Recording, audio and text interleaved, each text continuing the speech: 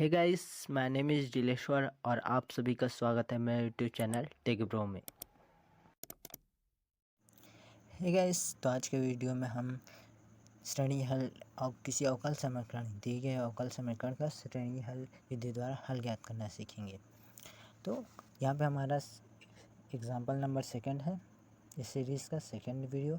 इसमें हमारा क्वेश्चन पहले वाले एग्जाम्पल से थोड़ा टफ है। तो इस क्वेश्चन में है 2 - x² into d²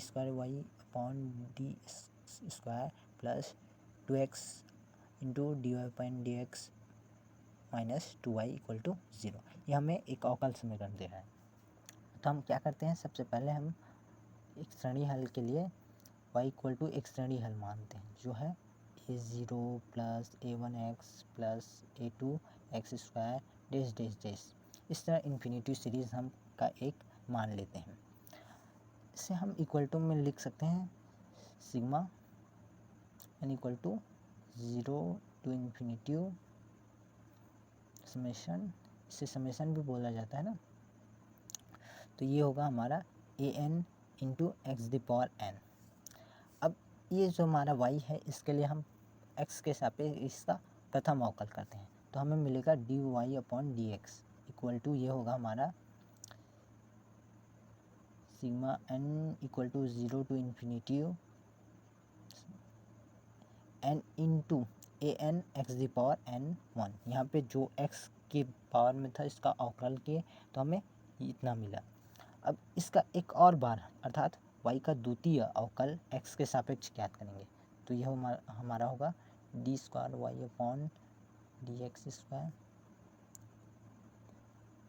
equal to ये होगा हमारा summation n to n equal to 0 to infinity n minus into n-1। ये हो जाएगा यदि an इंटू x⁴n-2, क्योंकि इसका एक और समाकलन हुआ है, इसलिए समाकलन बोला अवकल हुआ है ना, अवकल हुआ है यहाँ पे, इसका एक बार और अवकल हुआ है। अब इन तीनों वैल्यूज़ को इस समीकरण एक में रखने पर तब हमें मिलेगा यहाँ पे 2 - x² d²y/dx² की वैल्यू को हम इतने के वैल्यू को रखते हैं यहाँ पे। तो यहाँ पे होगा हमारा sigma n equal to 0 to infinity n into n-1 into an x⁴n-2। अब प्लस का प्लस 2x का 2x dy/dx की वैल्यू कितनी है हमें, ये इस वैल्यू को यहाँ पे रखेंगे।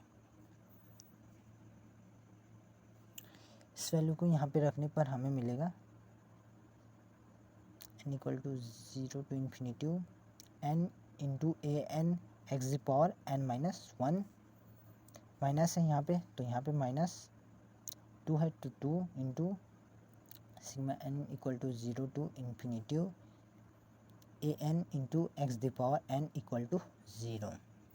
अब इसे हम सरल करेंगे, तो सरल करने के लिए क्या करेंगे, इसका मल्टीप्लाई इससे करेंगे, इसका मल्टीप्लाई इससे करेंगे। ये x² है ना, x² है, यहाँ पे माइनस है, तो इससे मल्टीप्लाई होगा तो घात आपस में जुड़ेंगे, -2 +2 कैंसिल आउट होंगे, हमें रिजल्ट में क्या मिलेगा x⁴n।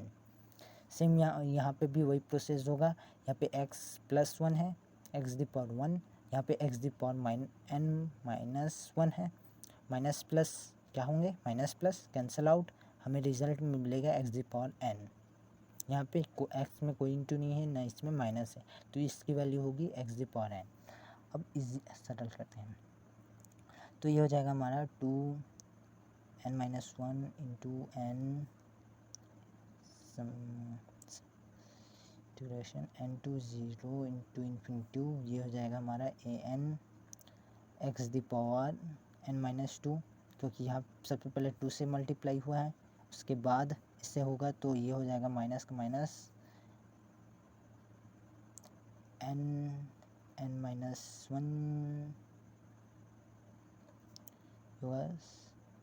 n equal to 0 to infinity an x⁴n। n क्यों, क्योंकि यहाँ पे ये एक्स स्क्वायर इससे गुणा हुआ घात आपस में जुड़ेंगे, -2 +2 कैंसिल आउट, बचेगा n। अब +2 ये 2n n equal to 0 to infinity a n x the power n, minus का minus 2 n equal to 0 to infinity a n into x the power n equal to 0। समान घात वालों term को एक साथ जोड़ देंगे, रख देंगे, यहाँ पे एक्स द पावर n है उन सभी को, तो हमें मिलेगा 2n minus 1 into n integration n equal to 0 to infinity a n x the power n minus 2, minus इन सभी को एक साथ रख देंगे, तो ये हो जाएगा हमारा n स्क्वायर माइनस n, यहाँ पे माइनस निकाला गया है, तो ये हो जाएगा हमारा -2n, यहाँ पे माइनस निकालेंगे तो +1 +2 n equal to 0 to infinity, ये हो जाएगा a n the power x the power n equal to 0। अब यहाँ तक हमें ये एक नॉर्मल हमें इस जो है इसका एक श्रेणी क्रम के रूप में एक समीकरण प्राप्त हुआ है। अब हम इस साइड चूँकि 0 है, अर्थात x के घात जो होंगे समान घात, उनके अवयव आपस में अपोजिट साइड होंगे, इसके अलग होंगे और इसका वैल्यू अलग होगा, इन दोनों का योग 0 होगा सम। तो x के को 0 अर्थात x के समान घातांक वाले टर्म का यानी कि गुणांकों का को हम योग को 0 के बराबर रख देंगे, जैसे कि X plus B X equal to 0, तो हम क्या लिख सकते हैं a plus B equal to 0 लिख सकते हैं सब। ठीक उसी प्रकार से हमने यहाँ पे करेंगे, तो हमारा हो जाएगा ये कब इसके बराबर होगा, जब इसका मान n+2 रखा जाए, तब ये इसका घात nx होगा, x द पावर n हो जाएगा और इसके बराबर हो जाएगा घात के बराबर। तो यहाँ पे n की वैल्यू हम n+2 रखते हैं, तो यहाँ पे n+2 माइनस 1 इंटू n+2 ए n+2 माइनस यहाँ पे हमें n ही रखना है, क्योंकि यहाँ पे x द पावर n ही रखना है, इसलिए यहाँ पे n ही रखें।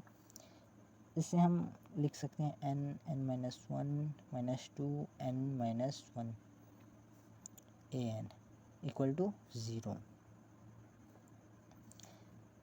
पक्षांतर कर देंगे उस साइड उसका माइनस वाले टर्म का, तो ये हो जाएगा n-+1 into n+2 into A n+2 equal to, ये हो जाएगा उस साइड जाके प्लस में, इसका गुणनखंड ये हो जाएगा n-1 into n-2 A N. इन टर्म को हम उस तरफ ले जाएंगे और पक्षांतर कर देंगे भाग के रूप में, तो हमें मिलेगा n-1 n-2 upon 2 into n+1 into n+2, यहाँ में पूरे का इंटू में ए एन। अब यहाँ पे हम n इक्वल टू 0 रखेंगे, हमें मिल गए कोई भी श्रेणी का जो टर्म है वो इस अचर का मान ज्ञात कर सकते हैं, इस अनंत श्रेणी का किसी भी मान को इसके द्वारा।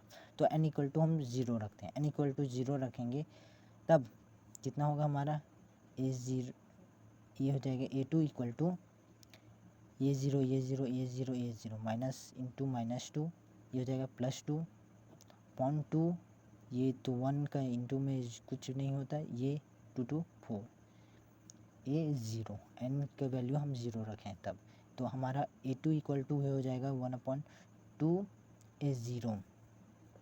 अब यहाँ पे n इक्वल टू 1 रखें, अगर n इक्वल टू 1 रखते हैं तो यहाँ से इस पूरे टर्म का मान कितना हो जाएगा 0, अर्थात a3 इक्वल टू 0।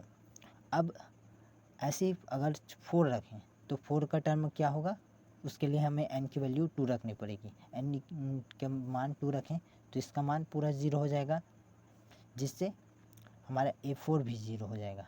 अब अगर हम यहाँ पे a3 n equal to n equal to 5 रखें, n इक्वल टू 5 रखें तो हमें ये इसका मान कितना रखना पड़ेगा 3, a3 का मान कितना है 0, अर्थात a5 का मान भी 0 होगा। उसी तरह अगर a6 का ज्ञात करें तो a4 का वैल्यू रखना पड़ेगा, अर्थात आगे जाते जाते इसके मान सभी मान जो होंगे वो 0 हो जाएंगे।